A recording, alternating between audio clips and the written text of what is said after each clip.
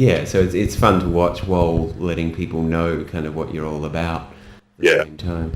So you used a number of rewards that were limited number kind of things, which everyone can do, but we don't actually see a whole lot of on Kickstarter, particularly at very similar kind of price points. What was the idea between having those different reward tiers that were kind of the first run, second run, even the ones at the same price? Yeah. One thing that one sort of feedback that we were getting about Kickstarter was that people were worried about hardware not being delivered or not being, So, and we had worked with hardware products in the past, and we knew that there is like a production schedule. It's like, if you get a huge amount of sales, you can't ramp up production that quickly.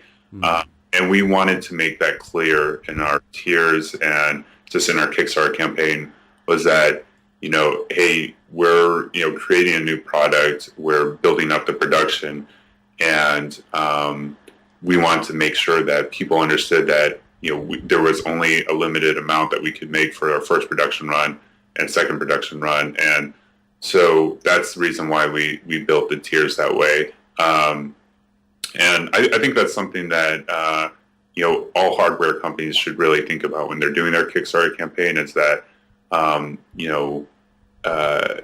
making sure that you can, deliver the products in the time that you promise. And do you have any advice for people who don't have experience with hardware manufacturing as to how they can do that, how they can have a better chance of making sure that they really can deliver? Because it sounds like it's a pretty complex area where there's a lot of, particularly with if you're dealing with, somewhere overseas where there's different cultural expectations, maybe different timelines. No, it definitely is like, and I mean, we're going to be going through that process right now. So it's, good luck. Yeah. Thanks. I probably would just go back to finding the right advisors, and really talking to the manufacturers before you do the Kickstarter and making sure that you have that plan in place. Yeah. Having all the prices and timelines and everything locked down, even before you launch. Yeah, and I guess also, considering sort of different production levels. So, maybe you have a successful campaign, but it's not that super huge blockbuster. So making sure, okay, that's, a plan for that. And then maybe, maybe there's the plan A for the blockbuster, and then there's a plan B for if we, just make our goal and, so great buy or exactly. Yeah. So maybe then, you're using, different manufacturers for that, whereas in the high volume might go with someone else too. So just making sure that you have that in place also. Sure. All those kind of contingency plans for no matter how many backers you end up getting. Yeah. So you reached your goal, as we've said, in under 24 hours. You were just talking about, having those plans for the different levels. How did you actually decide on the $100,000 mark? Was that really, you went through all those numbers and that was kind of the break-even point for just paying for the prototypes, or was that the point at which you went kind of okay, if they're $1,200 a piece, we need to make sure we have this many people interested to know that it's viable to go to manufacturing. I guess I'm just wondering, where did that $100,000 goal come from? Yeah, I mean, it came from looking at the manufacturing, and when it, we were actually getting discounts for making a higher volume. So, at that point, like, we could actually start to manufacture and produce at levels that we were getting discounts at. Just made sense for us to go into manufacturing. So that's kind of how we came up with the $100,000 goal. Okay, so really it's from your manufacturer's minimum order levels. Yeah.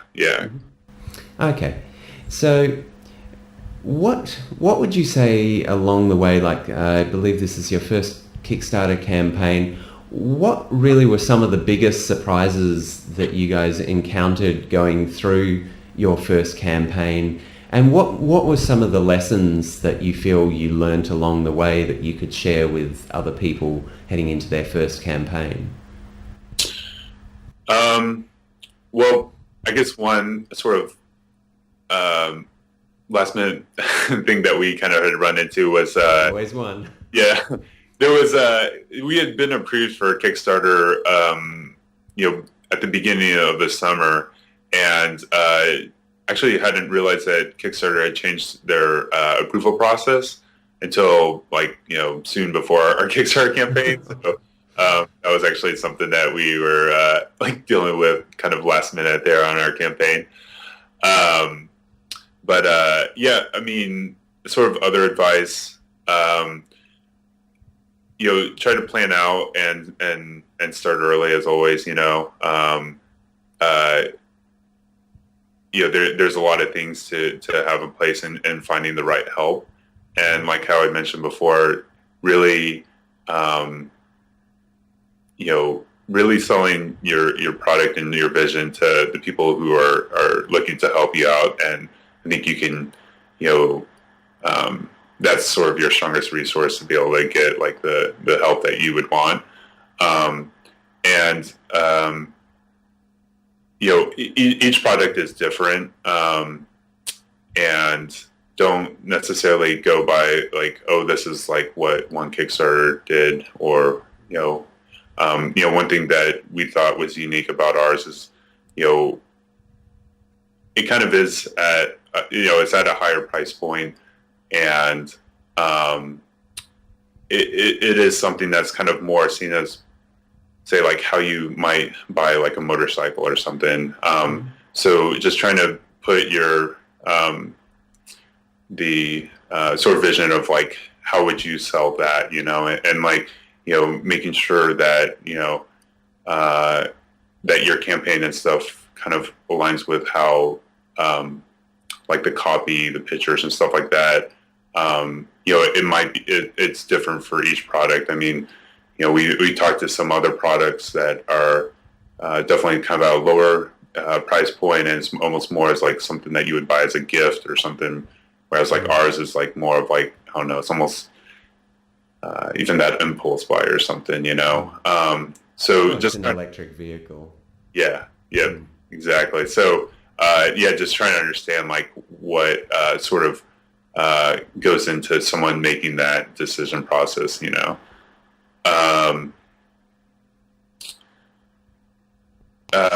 finding the right advisors and mentors that we talked about before, it's going to be really huge, to get all the advice that you would need.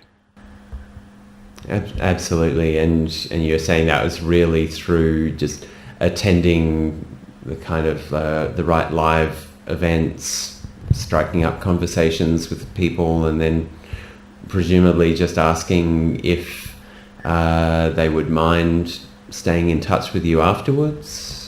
Yep, exactly. And I mean, and not just live events, but people that online communication, through blogs and stuff like that. You'll find people that you might want to work with there.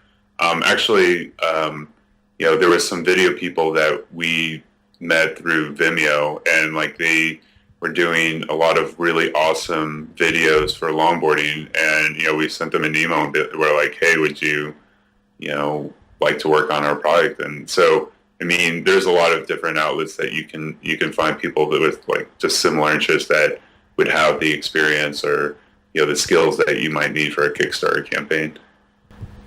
Absolutely, and fantastic to have them all, or as many of them as you can, working on your project to help realize your vision. Yeah, exactly. So, speaking of your vision, what really is the vision of the plans for Boosted Boards after the campaign is done and presumably you've made these available to the wider market? What's next? Like, what's in the future for Boosted Boards? So yeah, the future, I mean, first is to make that quality product that we've promised for Kickstarter, and working with the designers that we've been talking to, and ramping up the manufacturing and production of that.